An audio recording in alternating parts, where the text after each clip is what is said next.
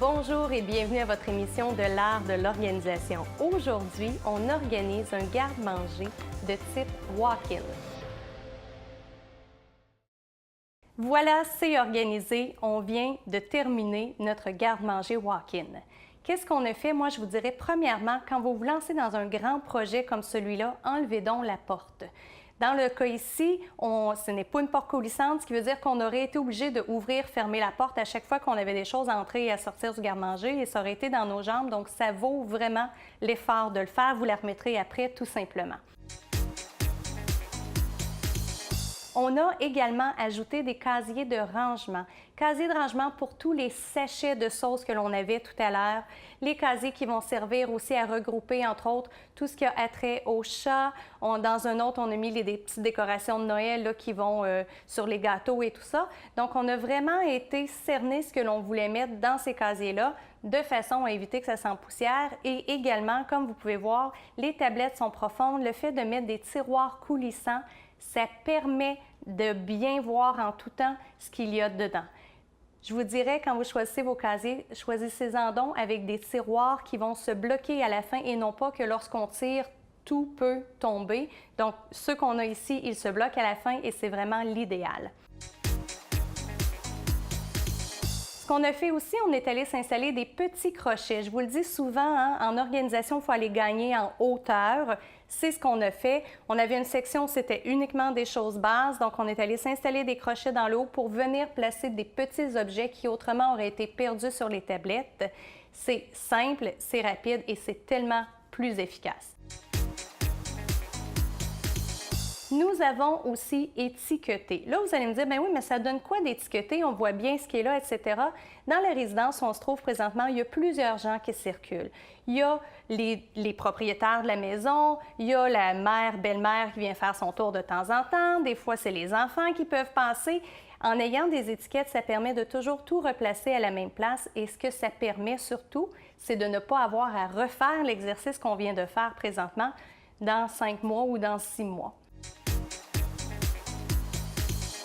On a aussi placé des pots pour les attaches à pain et les goupilles de canettes que les gens récupèrent parfois. On ne sait pas où les mettre, ça traîne sur le comptoir. Si on a des endroits dédiés, c'est certain que ça va bien se rendre là où on veut que ça se rende. Quand le pot est plein, on transite ça dans un sac et on va le mener à un organisme. On a également placé toutes les étiquettes sur le devant de nos boîtes de conserve. Pourquoi est-ce qu'on fait ça? C'est pour que l'on puisse voir d'un coup d'œil ce que ça contient. Des étiquettes jaunes, il y en a plusieurs, des étiquettes dans les teintes de rouge aussi. Donc, très rapidement, on veut être capable de voir ce qui est dedans. C'est un petit effort quand on revient de faire les courses, mais ça rapporte de grands résultats parce que par la suite, on est très bien organisé. Dans un garde-manger walk-in comme celui qui se trouve derrière moi, peut-être un problème qu'on peut avoir, c'est au niveau de l'éclairage. Moi, je vous dis, il se vend parfois des rails avec des petites lumières que l'on peut venir coller sous les tablettes.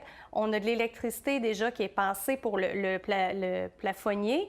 Donc, tout ce qu'on fait, c'est qu'on vient connecter à cette électricité-là et ça permet de rajouter de la lumière directement sur les tablettes pour que l'on voit encore mieux ce que l'on a.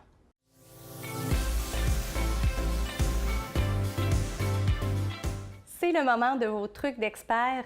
Le premier que je vous partage aujourd'hui, c'est concernant des onglets maison que l'on peut se fabriquer. Dans la famille où je suis présentement, on avait vu tout à l'heure, on a beaucoup de types de sachets, des sachets de glaçage, de sauce, de soupe, de repas pour la mijoteuse. Donc, pour se retrouver à travers ces casiers-là, on peut se fabriquer des encarts que l'on plastifie bien entendu parce que ça va servir beaucoup. On utilise des couleurs différentes, c'est encore mieux, ça nous aide à les repérer. On prend nos mesures bien sûr pour être certain que ça dépasse et ça permet vraiment de venir catégoriser nos sachets. Ça évite qu'on les cherche et ça évite qu'il y en ait qui expirent également. Le deuxième truc d'expert que je vous partage, c'est concernant les fameux couvercles de plastique. Certaines personnes vont avoir tendance à les remettre sur les plats. Il y a d'autres personnes qui vont les mettre sous les plats, c'est correct. Par contre, si vous avez beaucoup de plats de plastique, des fois d'utiliser une pochette pour mettre vos couvercles à l'intérieur, c'est beaucoup plus facilitant. Le derrière d'une porte dans un garde-manger, ce n'est jamais ou très rarement utilisé. On exploite cet espace-là. Le support à plat de plastique que vous voyez ici, c'est un support qui a été fait maison. Ça a été fait à partir d'une vieille robe de chambre, ça peut être fait avec 2 serviettes que vous prenez ensemble, des morceaux de tissu, peu importe, ce sont toutes des lignes droites, faciles à coudre. Encore là, on prend nos mesures de nos couvercles selon les grandeurs de couvercle que l'on a et on vient se faire des coutures à travers tout ça. L'avantage d'utiliser un tissu qui est plus absorbant, comme une robe de chambre ou encore une serviette, c'est que s'il reste un petit peu d'humidité parfois dans les coins de vos couvercles, ça va finir de venir sécher.